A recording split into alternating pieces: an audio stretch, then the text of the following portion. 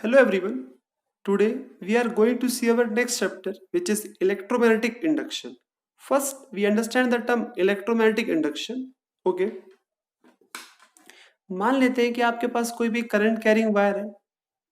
जब इस वायर में से करंट फ्लो होगा तो आप क्या बोलोगे? आपका मैग्नेटिक फील्ड प्रोड्यूस होगा अराउंड दिस वायर। ओके, तो एक बात आप समझ चुके हो कि करंट प्रोड्यूस मैग्नेटिक फील्ड।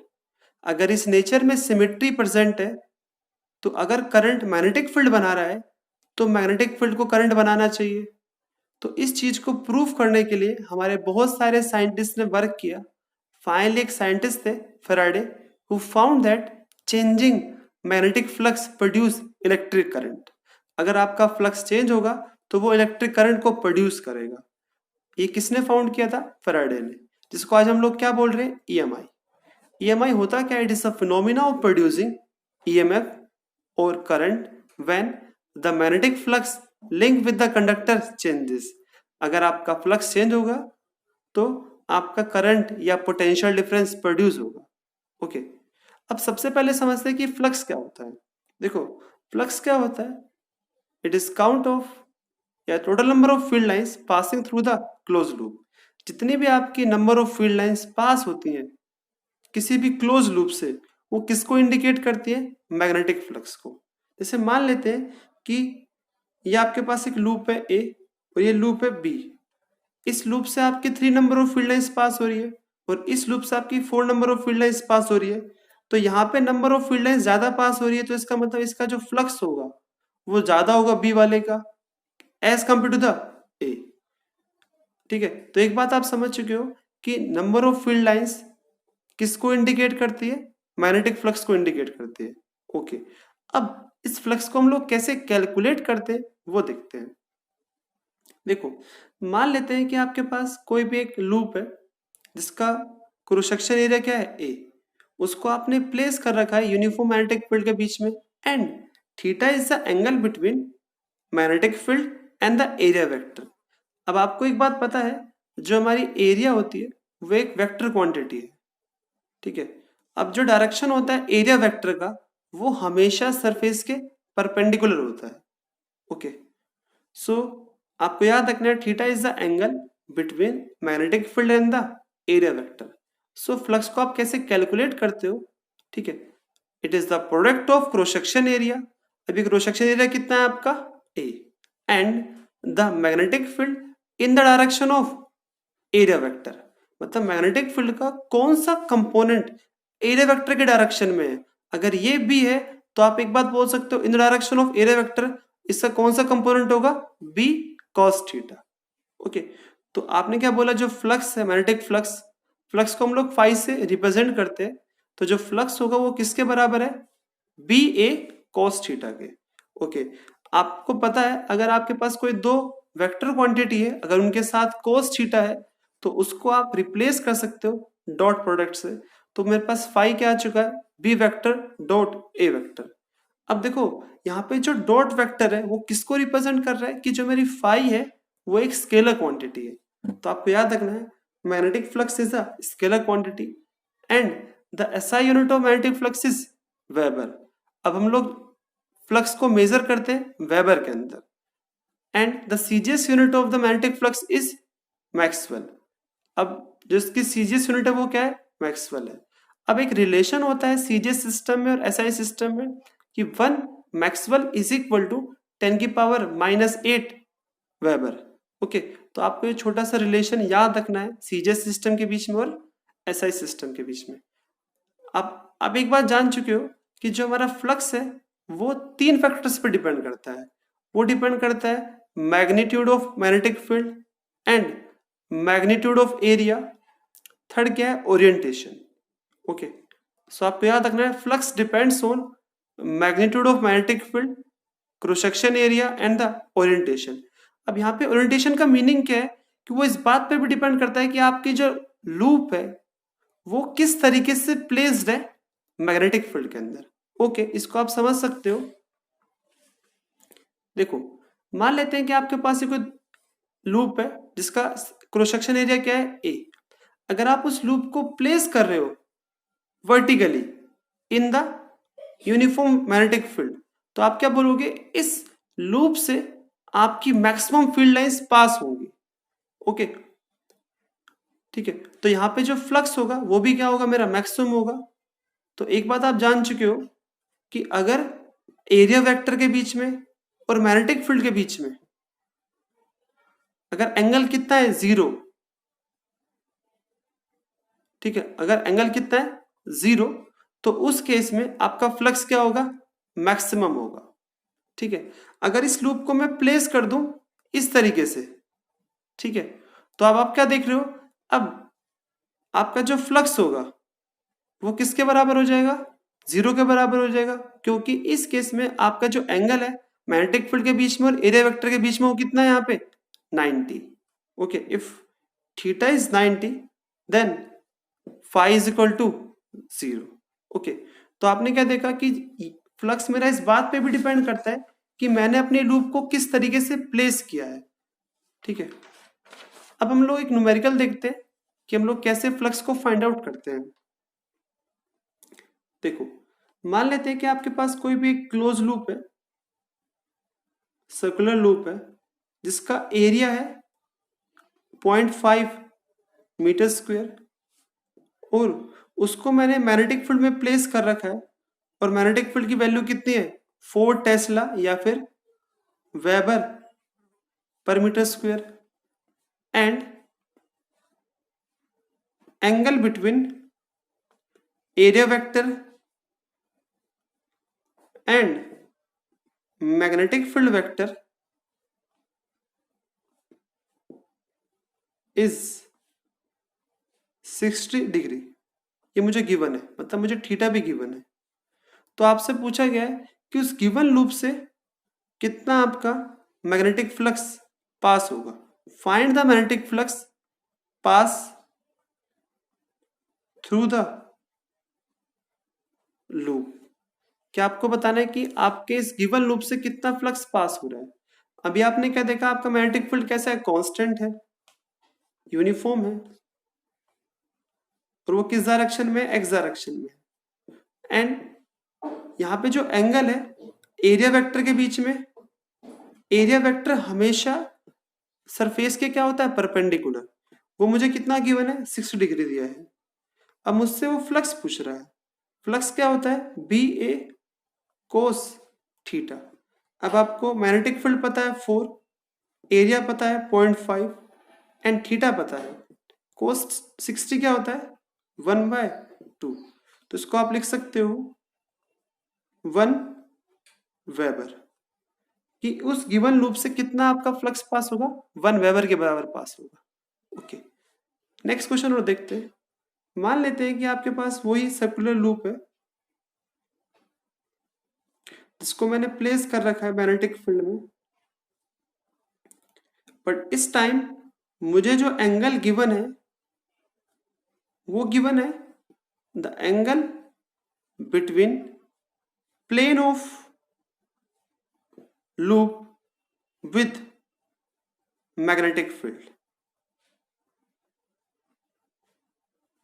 वो मुझे दिया है 37 डिग्री।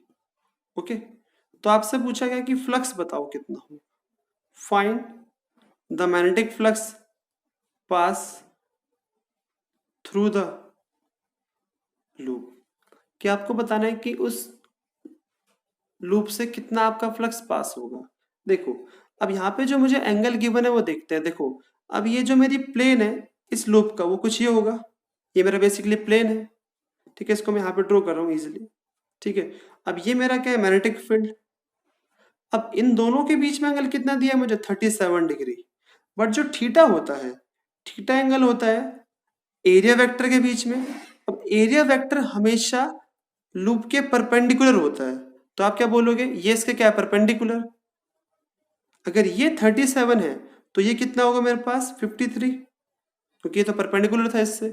तो आप बोल सकते हो जो थीटा है वो यहाँ पे कितना है, 53 डिग्री। आपको याद रखना है theta is the angle between area vector and the magnetic field vector.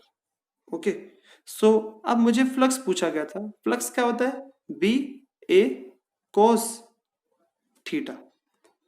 अब फील्ड का वैल्यू कितना है 4, एरिया की वैल्यू कितनी है 0.5 और cos 53 कितना होता है 3/5।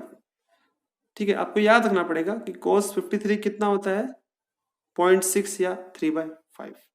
जब इसको आप सिंप्लीफाई करोगे तो कितना आएगा, देखो ये से चला जाएगा 10 पे, ये से चला गया 5 पे, तो मेरे पास वैल्यू कितना आ चुका है 6/5 वेबर। ओके, तो इस तरीके से आप अपना फ्लक्स कैलकुलेट करते हो। ओके, अब हम लोग अवर next topic is Faraday's experiment. ठीक है, फेराडेज ने 2 एक्सपेरिमेंट करे थे। आपका फर्स्ट एक्सपेरिमेंट क्या है, मान लेते हैं कि आपके पास एक कोई कॉइल है, कंडक्टिंग कॉइल है, जो किससे कनेक्ट है, गैल्वेनोमीटर के साथ। अब ये गैल्वेनोमीटर क्या होता है, it is a device which is used to measure the small amount of current. Okay, तो अगर आपको small amount of current measure करना है तो आप किसका यूज करते हो, गैल्वेनोमीटर। और ये आपके पास मान लो कोई एक बार मैग्नेट है। ठीक है, जब आप इस बार मैग्नेट को मूव करवाते हो टुवर्ड द कॉइल तो एक डिफ्लेक्शन प्रोड्यूस होती है गैल्वेनोमीटर के अंदर। ओके, मान लेते हैं कि आपका जो इनिशियली पॉइंटर कहां पे था, 0 पे।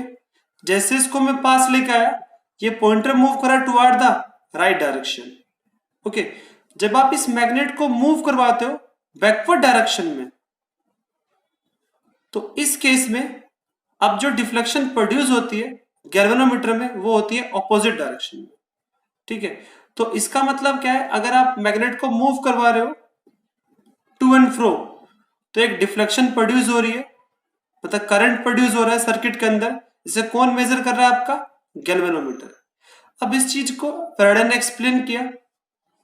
उन्होंने क्या बोला कि देखो आपका ये जो मैग्नेट है इसकी कुछ फील्ड लाइंस इस गिवन सर्कुलर लूप से पास हो रही है। ठीक है, जब इसकी पोजीशन ये है, अभी मान लेते हैं आपकी कितनी फील्ड लाइंस पास हो रही है 2। जब इस मैग्नेट को आप पास लेके जाते हो तो आपकी जो नंबर ऑफ फील्ड लाइंस है जो कि इस लूप में से पास हो रही है वो इंक्रीज होता है। ठीक है, जैसे ये मैग्नेट यहां पे आई, आपने क्या बोला भाई नंबर ऑफ फील्ड लाइंस कितनी पास हो रही है यहाँ पे 5। तो आपने क्या देखा, अगर आपकी number of field lines change हुई है तो इसका मतलब आपका मैग्नेटिक फ्लक्स चेंज हुआ है। और हमने पढ़ा था अगर मैग्नेटिक फ्लक्स चेंज होगा तो करंट क्या होगा, प्रोड्यूस होगा। ओके, तो इसी वजह से आपका जो डिफ्लेक्शन प्रोड्यूस हो रहा है इस गैल्वेनोमीटर के अंदर। ओके, अब देखो जब आप इस मैग्नेट को पीछे लेके जाते हो तो क्या होता है, इस टाइम पे नंबर ऑफ फील्ड लाइंस कितनी पास हो रही है यहां से 5। जब इसको आप पीछे लेके जाते हो अब आपके number of field lines decrease हो रही है, अगेन आपका फ्लक्स क्या हो रहा है, चेंज हो रहा है। तो अगर फ्लक्स चेंज होगा तो अगेन करंट प्रोड्यूस होगा, बट इस केस में जो करंट प्रोड्यूस हुआ है वो अपोजिट डायरेक्शन में प्रोड्यूस हुआ। ओके, तो देखो हमने इस वाले केस में मैग्नेट्स को मूव करवाया है, ठीक है, टू एंड फ्रो। अब हमने क्या किया नेक्स्ट केस में, इस मैग्नेट को फिक्स कर दिया, इस कॉइल को मूव करवाया टू एंड फ्रो। ठीक है, जब इस कॉइल को हम लोग मूव करवाते हैं टुवर्ड द मैग्नेट, अगेन एक डिफ्लेक्शन प्रोड्यूस होता है, और जब इसको हम पीछे लेके जाते हैं अगेन एक डिफ्लेक्शन प्रोड्यूस होता है, जैसा हमारा पहले वाले केस में हुआ था। तो एक बात आप समझ चुके हो, अगर इस कॉइल के बीच में और इस मैग्नेट के बीच में एक रिलेटिव मोशन है, रिलेटिव मोशन का मतलब है कि आप या तो मैग्नेट को मूव करवा दो या फिर कॉइल को मूव करवा दो। ठीक है, तो आपका करंट प्रोड्यूस होगा इस सर्किट के अंदर। ओके, तो अभी हमने बात करी यहाँ पे रिलेटिव मोशन की बात करी। रिलेटिव मोशन का मतलब ये भी है, अगर मान लो मैं बोलूं कि मेरा मैग्नेट है और एक कॉइल दोनों मूव कर रहे हैं विद द सेम वेलोसिटी, तो आप क्या बोलोगे, मैग्नेट के रिस्पेक्ट में कॉइल की वेलोसिटी क्या है 0, या कॉइल के रिस्पेक्ट में मैग्नेट की वेलोसिटी क्या है 0। तो उस केस में मेरा करंट क्या होगा 0। तो करंट के प्रोडक्शन के लिए नेसेसरी कंडीशन क्या है कि मैग्नेट और कॉइल के बीच में एक रिलेटिव मोशन होना चाहिए। ठीक है, ओके। अब दूसरी बात ये भी है, इस गैल्वेनोमीटर में जो करंट प्रोड्यूस हो रहा है वो इस बात पे भी डिपेंड करता है कि आप अपने इस मैग्नेट को कितना फास्टली लेके आ रहे हो। अगर आप इस मैग्नेट को फास्ट लेके आओगे टुवर्ड द लूप तो आपका करंट ज्यादा प्रोड्यूस होगा। अगर आप इस मैग्नेट को लेके आओगे स्लो रेट से, तो आपका करंट कम प्रोड्यूस होगा। ओके, तो आपको याद रखना है द अमाउंट ऑफ करंट या amount of potential difference is also depend on how fast the magnetic flux changes. Okay, अब इन्होंने फिर अपना सेकेंड एक्सपेरिमेंट किया। सेकेंड एक्सपेरिमेंट क्या था कि मान लो आपके पास ये कोई दो नेबरिंग कॉइल है, या आपकी प्राइमरी कॉइल है और ये आपकी सेकेंडरी कॉइल है। प्राइमरी कॉइल कनेक्ट है सोर्स के साथ, और ये साथ में क्या लग रहा है, उसके साथ एक की लग रही है, स्विच की लग रहा है। और ये आपकी क्या है, सेकेंडरी कॉइल। सेकेंडरी कॉइल किससे कनेक्ट है, हमारी गैल्वेनोमीटर के साथ। ओके, तो अभी आप क्या देखते हो, जब इस कॉइल में करंट जीरो है तो मैग्नेटिक फील्ड क्या होगा, जीरो। ओके, तो जैसे ही मैं इस की को क्लोज करता हूं, जैसे मैंने की को क्लोज किया तो एक करंट फ्लो होना स्टार्ट हो गया इस कॉइल के अंदर, और उस करंट की वजह से आपका मैग्नेटिक फील्ड प्रोड्यूस होगा। और जो मैग्नेटिक फील्ड यहां प्रोड्यूस हुआ है वो आपका लिंक करेगा इस सेकेंडरी कॉइल के साथ भी, तो कुछ फील्ड लाइंस इस सेकेंडरी कॉइल से भी पास होंगी। तो जब इसका फ्लक्स चेंज होगा तो अगेन एक डिफ्लेक्शन प्रोड्यूस होगा किसके अंदर, गैल्वेनोमीटर के अंदर। ओके, फिर नेक्स्ट केस में क्या देखा उन्होंने, जैसे इस की को मैं ओपन करता हूं अगेन एक डिफ्लेक्शन प्रोड्यूस हुआ इस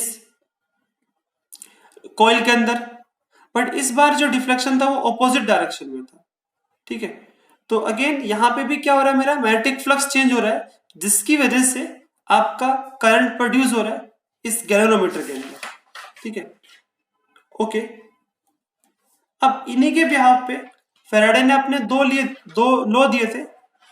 उनका फर्स्ट लॉ क्या था, whenever there is a relative motion between coil or a bar magnet then a current is produced in a coil। आपको मैं बता चुका हूं ये। तो सेकंड क्या था, the magnitude of the EMF is directly proportional to the rate of change of magnetic flux। जो आपका पोटेंशियल डिफरेंस या EMF डेवलप हो रहा है वो इस बात पे डिपेंड करता है कि how fastly the magnetic flux is changing. जितना फास्ट आपका मैग्नेटिक फ्लक्स चेंज होगा उतना ही करंट ज्यादा होता है, उतना ही वोल्टेज ज्यादा होता है। ठीक है, तो आप बोल सकते हो EMF is directly proportional to D phi by D T. D phi by D T का मतलब क्या होता है कि rate of change of flux with respect to time. Okay, जब आप इस प्रोपोर्शनलिटी साइन को रिमूव करते हो तो यहाँ पे एक कांस्टेंट आता है के, उस के की वैल्यू क्या है, 1। और हमने यहाँ पे ना एक नेगेटिव साइन इंट्रोड्यूस किया है। नेगेटिव साइन आपको ये बताएगा डायरेक्शन। अभी हम लोगों ने देखा था कि जो सेकेंड लॉ है वो क्या बोलता है, the induced EMF is minus D phi by D T. अब यहाँ पे नेगेटिव साइन का मीनिंग क्या है, direction of induced EMF is opposite to the rate of change of magnetic flux। Okay, अब इस चीज को हम समझते हैं कि नेगेटिव साइन क्या रिप्रेजेंट कर रहा है। जैसे मान लेते हैं कि आपके पास कोई भी क्लोज लूप है जिसका एरिया वेक्टर मान लो ऊपर की तरफ है और हमने इसको पॉजिटिव मान लिया, और ये मान लो मेरे पास मैग्नेटिक फील्ड है इस डायरेक्शन में, and theta is the angle between magnetic field vector and the area vector. और आप क्या देख रहे हो, थीटा इज लेस देन 90 है, तो आपका जो फ्लक्स होगा तो हम क्या बोलेंगे, जो इनिशियली फ्लक्स है वो क्या होगा, मेरा पॉजिटिव होगा, क्योंकि थीटा मेरा क्या है, लेस देन 90 है। देखो, अगर मान लो मेरा मैग्नेटिक फील्ड इंक्रीज होगा, जब मैग्नेटिक फील्ड इंक्रीज होगा तो जो मेरा φ2 आएगा, φ2 भी पॉजिटिव ही होगा।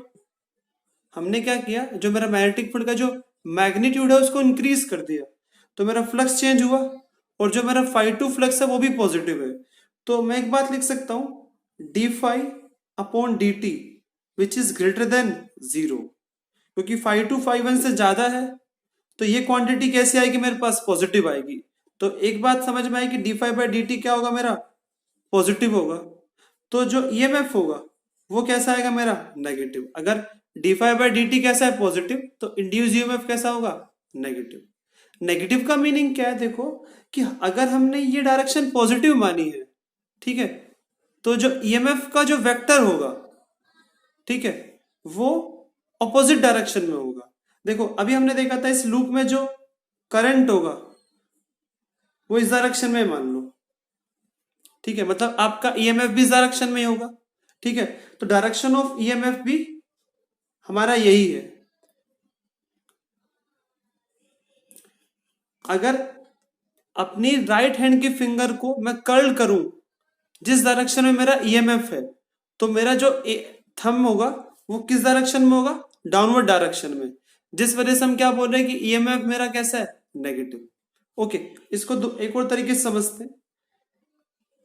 मान लेते हैं कि ये मान लो आपका क्या है, एरिया वेक्टर, ये मान लो आपका क्या है, मैग्नेटिक फील्ड, और ये आपका थीटा हो गया, अगेन थीटा लेस देन 90 है, और फाई 1 कैसा होगा, पॉजिटिव होगा।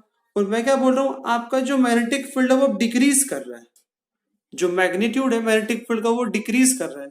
तो आप क्या बोलोगे, जो फाई 2 आएगा वो पॉजिटिव आएगा बट लेस पॉजिटिव आएगा ना, ठीक है। तो इसका मतलब जो D phi by D T होगा वो क्या होगा, लेसर देन 0। इसको हम समझते हैं। देखो मान लेते हैं कि पहले फ्लक्स था 5, ठीक है, बाद में फ्लक्स कम हुआ है आपका, बाद में मान लो कितना हो गया 3। अब डी फाई क्या होता है, मतलब change in Y, change in phi, वो कितना है मेरे पास 3 माइनस 5। तो आपका आंसर कैसा आ रहा है, नेगेटिव आ रहा है, मतलब लेस देन 0 है। तो अगर D phi by D T कैसा है, नेगेटिव, नेगेटिव इंटू में नेगेटिव पॉजिटिव, तो ईएमएफ मेरा कैसा होगा, पॉजिटिव होगा, ठीक है। तो मैं बोल सकता हूं ईएमएफ मेरा कैसा है, पॉजिटिव। मतलब अगर पॉजिटिव डायरेक्शन ये है तो जो मेरा ईएमएफ होगा वो इस तरीके से होगा, ओके। क्योंकि अगर हम अपनी राइट हैंड की फिंगर को कर्ल करूं जिस डायरेक्शन में ईएमएफ है, तो थंब मेरा ऊपर की तरफ मूव कर रहा है, तो ये डायरेक्शन कैसी है मेरी, पॉजिटिव। तो इस तरीके से आप बोल पाते हो कि ईएमएफ पॉजिटिव है, नेगेटिव है। एक तरीका, एक और एग्जांपल देखते हैं हम लोग। देखो मान लेते हैं कि आपका जो एरिया वेक्टर है वो ऊपर की तरफ है और मैग्नेटिक फील्ड इस डायरेक्शन में है, ठीक है। और आपने क्या देखा, जो एंगल है ये विच इज मोर देन 90, मतलब ऑब्ट्यूस एंगल है। अगर एंगल ऑब्ट्यूस है तो फाई 1 कैसा होगा, नेगेटिव होगा। और मैंने बोल दिया कि मैग्नेटिक फील्ड इंक्रीज हो गया, जब मैग्नेटिक फील्ड इंक्रीज होगा तो आपका फाई 2 भी नेगेटिव ही आने वाला है, बट फाई 2 की वैल्यू ज्यादा नेगेटिव होगी, ठीक है। तो जब हम लोग निकालेंगे D phi by D T तो वो कैसा आएगा, देखो पहले मान लो मेरे पास थी वो -5 वैल्यू, बाद में हो गए -7। तो जब मैं चेंज निकालूंगा तो चेंज कैसे निकालूंगा, -7 -5। तो अगेन आपने क्या देखा, मेरा चेंज कैसा आ रहा है, नेगेटिव। तो D phi by D T कैसा है, लेस देन 0। अगर ये लेस देन 0 मतलब नेगेटिव है तो ईएमएफ कैसा होगा आपका, पॉजिटिव। तो ईएमएफ मेरे पास आ चुका है पॉजिटिव। तो देखो पॉजिटिव डायरेक्शन ऊपर की तरफ आना चाहिए मेरा थंब का डायरेक्शन, तो थंब ऊपर की तरफ कैसा आएगा, जब मेरा ईएमएफ इस गिवन लूप में इस तरीके से हो, ओके। ये डायरेक्शन मेरा किसका है, ईएमएफ का, ओके। कर देखो ईएमएफ इस तरीके से होगा तो जब भी मेरा थंब ऊपर की तरफ है। अब देखते हैं लास्ट एग्जांपल जो इसका, मान लेते हैं कि मेरा अब मैग्नेटिक फील्ड डिक्रीज हो रहा है, मैग्नेटिक फील्ड मेरा डिक्रीज हो रहा है।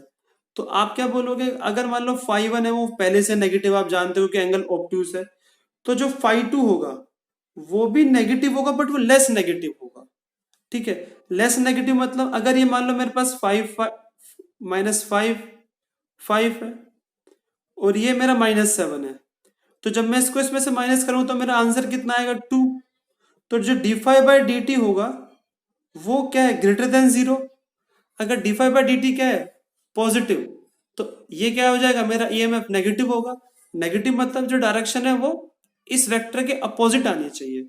अपोजिट का मतलब क्या है कि जब मेरा ईएमएफ इस तरीके से हो,